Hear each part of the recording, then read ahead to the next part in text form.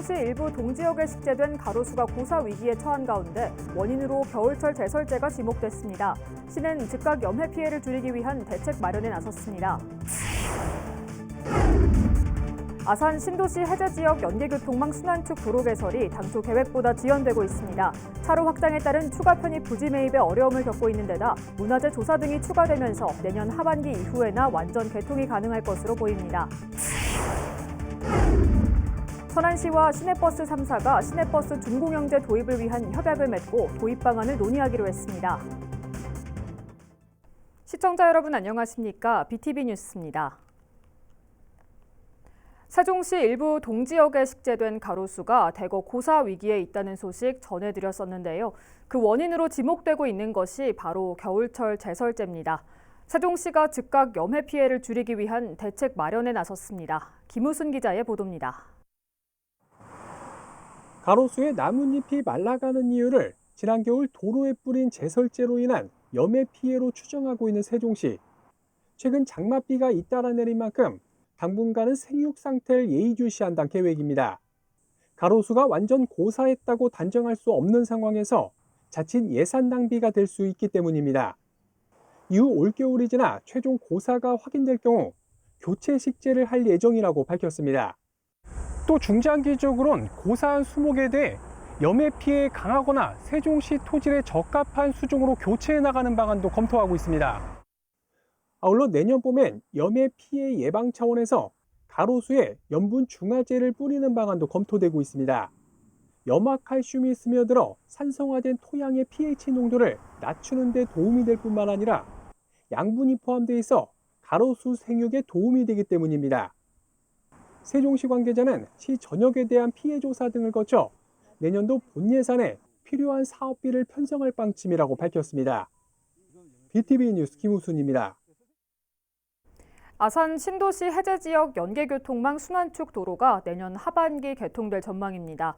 차로 확장에 따른 추가 편입 부지 보상이 지연된 데다 문화재 조사 등이 추가되면서 계획보다 다소 늦어지고 있습니다. 보도에 김장섭 기자입니다. 아산 탕정 택지개발지구와 탕정 2도시 개발사업지구를 연결하는 핵심 도로인 신도시 해제지역 연계교통망 순환축 개설사업. 탕정면 호산리에서 매곡리로 이어지는 1.14km 구간의 왕복 6차로 도로로 지난해 3월 기공식을 갖고 본격적인 공사가 진행 중입니다. 하지만 현재 공정률은 20%대에 머물면서 당초 계획보다 지연되고 있습니다. 왕복 4차로에서 6차로로 확장되며 추가로 편입되는 토지의 보상이 40% 정도에 머물고 있고 문화재 조사와 지하 안전 영향 평가가 추가되면서 공사 기간이 더 소요됐습니다. 시는 현재 최종적으로 추가 편입될 토지를 검토하고 있는 중으로 내년 6월 준공을 목표로 공사를 추진하고 있다고 밝혔습니다. 다만 완전 개통까지는 시간이 더 걸릴 예정입니다. 시는 순환축 도로가 준공된 후에도 탕정 택지지구 사업을 진행하는 LH에서 천안 지역 도로와의 연결 등 추가적인 공사를 해야 하는 만큼 개통에는 3개월에서 4개월이 더 소요될 것으로 내다봤습니다. 이에 따라 순환축 도로의 완전 개통은 내년 하반기 이후에나 가능하게 될 전망입니다. BTV 뉴스 김장섭입니다. 최규진 세종시 교육감이 방학 중에도 학교 급식을 제공하겠다는 의지를 밝혔습니다. 최 교육감은 세종교육 4기 취임 1주년을 맞은 원래 회의에서 방학 중에도 학교 급식을 제공해 학생들의 맞춤형 교육과 특기적성 교육, 기초학력 등을 챙겨야 한다며 이같이 강조했습니다. 또 교육부와 교육청, 학교로 이어지는 수직적 지휘체계로는 미래 인재를 키울 수 없다며 교육청과 학교의 관계 재정립을 비롯해 사업 조정과 조직 개편의 뜻을 전했습니다. 천안시와 지역 시내버스 3사가 시내버스 준공영제 도입을 위한 협약을 맺었습니다. 협약에 따라 시와 버스회사 3사는 정기적으로 소통 협의회를 열기로 하고 준공영제 도입 방안과 표준 운송원가 산정 및 정산 방법, 운수종사자 1일 2교대제 도입 등을 논의하기로 했습니다. 이날 협약식에는 박상돈 천안시장과 보성여객, 사만여객, 세천안교통 대표이사가 모두 참석했습니다. 천안시가 지역 도의원을 초청해 내년도 도비 확보를 위한 간담회를 열었습니다. 시는 이날 대한민국 축구종합센터 건립과 천안 K컬처 박람회 등 40개의 주요 사업을 소개하고 의원들에게 협조를 요청했습니다. 의원들을 대표해 충남도의회 홍성현 부의장은 지역의 주요 사업들이 차질 없이 추진될 수 있도록 여야 할 것 없이 천안 지역 도의원 모두가 최선을 다하겠다고 말했습니다. 아산시가 영세 소상공인의 성공적인 온라인 시장 정착을 위해 오는 10일부터 온라인 마케팅 홍보 비용을 지원합니다. 지원 대상은 아산시에서 사업을 하고 있는 소상공인으로 지원 분야는 키워드 광고를 비롯해 배너 광고와 소셜 마케팅 등입니다.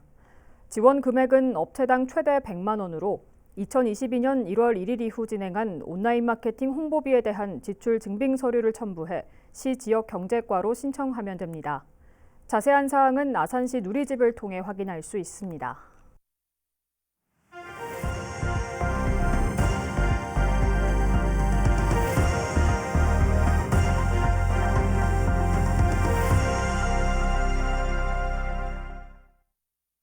지역 소멸의 위기를 분석하고 그 대안을 찾아보는 케이블 TV 공동기획. 이번 시간은 청년 일자리 문제를 짚어봅니다.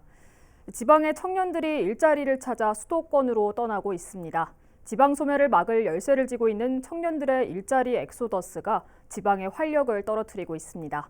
먼저 SK 브로드밴드 우성문 기자의 보도입니다. 여름 방학이지만 취업 준비를 위해 대학 도서관과 취업 지원센터를 찾는 학생들의 발길이 이어집니다. 집과 학교를 오가는 시간을 아끼려고 집 근처 스터디 카페에 자리 잡기도 합니다. 광고 홍보 분야 취업을 준비하는 전희원 학생. 중소제조업 비중이 높은 대구에는 관련 분야 일자리가 적어 서울로 가는 걸 고민 중입니다. 난 서울에 가야 기회도 많이 얻을 수 있고 또 뭐 주소지를 옮기거나 하면 정부에서 지원해주는 혜택 같은 것도 조금 집중되어 있다고 생각을 해서. 대구 청년들이 일자리 때문에 수도권으로 떠나고 있습니다. 동북지방통계청에 따르면 지난해 대구시 인구 순유출자는 11,519명, 유출지역은 서울 6,304명, 경기 3,389명, 대전 628명 순이고 이 가운데 20대의 수도권 순유출은 7,725명으로 전체 순유출 인구의 절반이 훌쩍 넘는 67%에 달합니다. 문제는 대구에서 살고 싶어도 일터를 찾아 대구를 떠나야 한다는 것. 계명대학교 졸업생들의 대구 경북의 지역 정주율은 한 54%쯤 됩니다. 지역을 떠나서도 과감하게 직장을 구하려는 친구들은 지속적으로 좀 늘어나고 있는 상황입니다. 대구시의회 정책연구모임 대구의정미래포럼이 지난해 실시한 설문조사 결과 응답자의 53.4%가 대구에 살기를 원했지만 대구에서 취업이나 창업하겠다는 응답은 27.2%에 그쳤습니다. 그 이유로는 취업 여건이 조성되지 않아서라는 응답이 28%로 가장 많고 대구 지역의 급여 및 직장 안정도가 낮아서라는 응답이 15.9%를 차지하는 등 약 44%가 일자리 문제를 꼽았습니다. 청년 유출로 지역사회의 활력이 떨어지고 있습니다. 청년들이 지역에 정착해 지역과 더불어 성장토록 하는 실효성 있는 대책 마련이 시급합니다. 청년들이 선호하는 다양한 일자리가 부족하다는 게 현실입니다. 청년이 선호하는 조직 문화를 가진 또 젊은 CEO 대표자가 운영하는 기업들, 청년이 선호하는 일자리들을 발굴해서 작은 일자리지만 모아서 큰 일자리를 만드는. 청년들은 정부와 지자체가 홍보하는 청년 정책들이 과연 청년이 원하고 청년에게 필요한 정책인지부터 되짚어 봐야 한다고 지적합니다. BTV 뉴스 우성문입니다. 이처럼 지방에서의 청년 유출 문제는 어제 오늘 일이 아닙니다. 부산에서도 매년 만여 명의 청년들이 수도권으로 향하는 등 수도권을 제외한 대부분의 지역에서는 같은 문제를 겪고 있는데요. 이렇다 보니 지자체마다 청년들이 떠나지 않도록 또는 청년들이 지역으로 다시 돌아올 수 있도록 하는 다양한 지원 정책을 내놓고 있습니다. LG 헬로비전 차선영 기자가 보도합니다. 자연스럽게 대기업이나 다른 공기업에 취업을 해가지고 그 지역으로 이사를 가서 터를 잡은 친구들도 있고 혹은 부산에 그런 기업이 있다면 이제 다시 오고 싶어 하는 친구들도 있습니다. 더 나은 곳, 예를 들면 미래를 보장받을 수 있는 곳으로 무언가로 나아가는 형태가 청년들이 현재 상황에서 취할 수 있는 합리적인 선택이라고 보거든요. 뭔가를 해볼 수 있는 곳이 멀지 않은 곳에 있으면 좋겠다는 생각은 해요. 부산 청년 인구는 지난해 65만여 명, 2040년이 되면 청년 인구가 40만 명 수준으로 주저앉을 것이라는 암울한 전망도 나왔습니다. 부산시가 부산의 청년이 유입되는 도시로 대전환하겠다고 선언한 이유입니다. 시는 지역 균형 발전 차원으로 접근해 지역이 주도해 청년 유출 문제를 해결하겠다고 밝혔습니다. 매년 500명의 청년을 선발해 2년간 총 3천만 원을 지원하는 청년 성장 도약 프로젝트를 신설하고 일자리 문제 해결을 위해 공공기관 유치에 힘을 쏟을 계획입니다. 또 청년을 대상으로 하는 구직활동, 주택 특별 공급 등 지원 범위를 늘리기 위해 청년 나이를 기존 34살까지 해서 39살까지로 확대했습니다. 청년들이 원하는 일자리 또 그 정주 여건, 교육, 문화 이런 여건들을 함께 갖춘다면 제 목표는 내년쯤 되면은 청년 인구 유출과 유입이 좀 비슷한 수준에서 이제 멈출 수 있지 않을까 하는 기대를 갖고 있고요. 지자체별로 청년들의 정주 환경을 개선하는 정책도 앞다퉈 내놓고 있습니다. 경북 영천시에서는 청년층 주거비 부담 완화를 위해 무주택 청년들의 월세를 1년에 최대 240만 원까지 지원하기로 했습니다. 경남 의령군에서는 지역의 빈집을 고쳐 청년들에게 반값에 임대하고 있습니다. 1년 이상 방치된 빈집에 최대 2천만 원의 수리비를 지원하고 최대 4년 동안 시세 반값으로 청년들에게 집을 공급하는 사업입니다. 일자리와 주거, 문화, 복지 등 어느 하나 소홀히 할 수 없는 상황에서 지자체마다 지역의 미래를 이끌 청년층을 잡기 위한 정책적 노력이 이어지고 있습니다. 헬로티비 뉴스 차선영입니다. 지방 청년들이 모여드는 수도권도 문제가 없는 것은 아닙니다. 한때 전국의 고시생들의 메카로 유명했던 관악구 대학동, 일명 신림고시촌이죠. 이곳은 사법고시 폐지 이후 고시생들의 발길이 줄어들면서 지역 경제 침체가 우려됐습니다.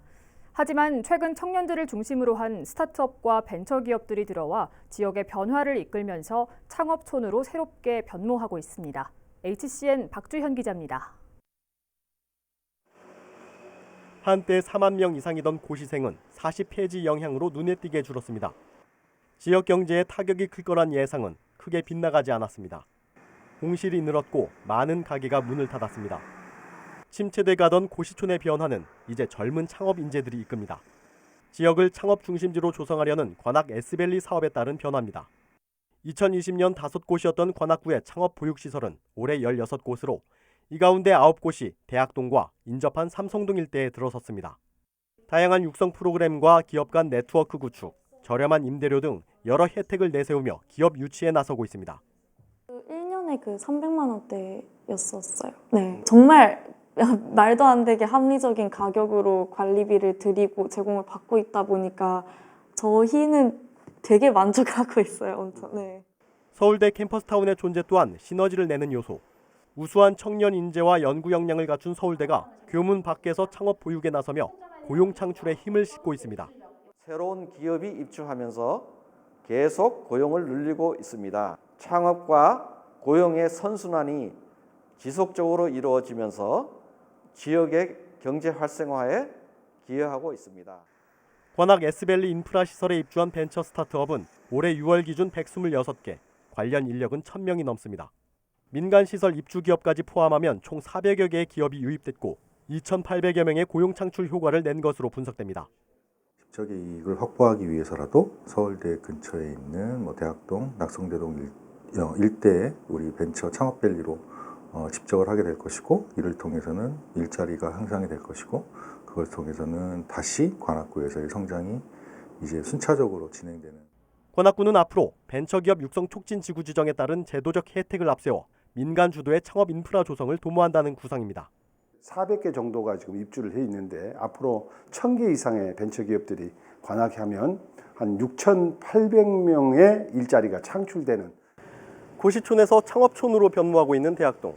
배드타운 이미지를 벗고 벤처 창업 도시라는 새 옷을 입으려는 시도가 지역의 위기감을 기대감으로 바꿔가고 있습니다. HCN 뉴스 박주현입니다. 앞서 보신 것처럼 7, 80년대 기성세대가 경험했던 수도권 집중 현상은 수십 년이 지난 지금도 여전합니다. 나고 자란 정든 고향을 떠나 일자리 그리고 더 나은 삶을 찾는 이 시대 청년들이 향하는 곳 바로 서울인데요. 그들의 이야기를 직접 들어봤습니다. 딜라이브 TV 엄종규 기자입니다. 젊은 창업가들의 희망과 열정으로 가득 찬 서울 강남의 한복판 역삼동. 일명 창업가 거리에는 팁스타운, 마루360 등 민관 창업 지원 기관과 투자 기업이 밀집해 있습니다. 강남구가 운영하는 취창업 허브센터도 지원 기관 중 하나. 스타트업 기업 인턴 프로그램에 참여한 대학생 박동민 씨도 이곳 시설을 이용해 프로젝트를 진행 중입니다. IT 관련 창업 또는 취업을 생각 중인 박 씨는 풍부한 인적 그리고 물적 인프라를 장점으로 꼽습니다. 이 직종에 관련돼서 이쪽에 뭉쳐져 있는 그런 인프라가 확실히 있잖아요. 근데 그거 말고도 이제 생활권이나 교통편이나 이런 것도 서울 쪽이 월등하게 편하고 좋다 보니까 전국에 인재가 몰리는 현상 자체 역시 청년들의 경쟁력 확보에 유리한 서울의 장점입니다. 워낙 쟁쟁한 사람들이 다 수도권에 모이다 보니까 참가자들의 실력 정도가 좀 많이 차이가 나는 것 같습니다. 스타트업을 운영 중인 박근범 대표가 꼽은 장점은 풍부한 지원. 창업 초기의 어려움을 지자체 지원 사업의 도움을 통해 극복해 나가고 있습니다. 우리 회사의 수명, 얼만큼 이 회사를 이 돈 가지고 운영할 수 있을까가 항상 고민인데 그러니까 지자체에서 지원을 해주기 때문에 조금 더 사업에 집중할 수 있다는 게 가장 큰 장점이 아닐까 싶습니다. 우리가 만난 3명의 청년, 공통점이 있다면 모두 지방 출신입니다. 과거 산업화 시대에 흔히 했던 말은 제주로, 사람은 서울로라는 이 말, 지방분권인 시대인 지금도 여전히 유효합니다. 저희 부모님한테 뭐 사람은 남은 서울로 가야 된다는 말을 많이 듣고 자랐기 때문에 제가 살던 곳에 대한 되게 애착과 이런 게 분명히 있지만 뭔가 우리 어렸을 때부터나 이렇게 우리나라 사람들은 결국 서울로 가는 게 성공하는 거다. 결국 청년들은 자신들의 목표를 이루기 위해 성공 가능성이 상대적으로 높은 수도권으로 몰릴 수밖에 없는 상황입니다. 국토연구원의 연구에 따르면 지방 소멸 위기는 저출생보다는 사회적 감소, 다시 말해 인구 유출이 더 큰 원인. 일과 여가, 편의 등 지방을 청년에게 매력적인 공간으로 만드는 것이 우리 앞에 놓인 과제입니다. 기회를 제공할 수 있는 데가 서울밖에 없다, 강남밖에 없다는 우리의 현실이 문제인 거죠. 공공기관이나 기업체들 이전을 촉진하기 위해서 최근에 기회발전 특구라는 것들을 제안을 하고 있고 한 축에서는 내려가 있는 사람들이 지속적으로 거기서 거주하게 하는 것 이런 것들이 저는 중요하다고 보거든요. 압축 경제성장 과정에서 불가피했던 지역 간 불균형, 뚜렷한 해법 없이 방치한 사이 청년들의 수도권 러시는 계속되고 있습니다. 딜라이브 뉴스 엄종규입니다. 이 시각 전국 SK브로드밴드 지역 채널의 주요 뉴스를 살펴보겠습니다. 먼저 서울입니다. 서울 도심에서 대표적인 주거 열악 지역인 종로구 창신 숭인동의 신속통합기획이 확정됐습니다. 오세훈 서울시장이 현장을 방문해 향후 개발 방향을 설명했습니다. 정장선 평택시장이 지제 역세권 콤팩트시티에 대한 정부 주도의 공공개발 방침에 변함이 없다고 밝혔습니다. 여기에 평택 서부권역의 자동차 클러스터 등 개발 가속화로 미래산업을 통한 자족도시 도약을 강조했습니다. 대구 지역 소비자 물가 상승률이 지난 2021년 9월 이후 21개월 만에 2%대에 진입했습니다. 상승폭은 올 1월 5.3%에서 꾸준히 하락세를 보이고 있는데 교통과 석유류가 하락하면서 상승률 둔화를 주도했습니다. 부산 남구가 2030 부산 세계박람회 유치를 위한 홍보에 유난히 열을 올리고 있습니다. 세계박람회 유치로 남구의 도시 인프라가 조기 구축될 것으로 예상된다는 것이 이유입니다.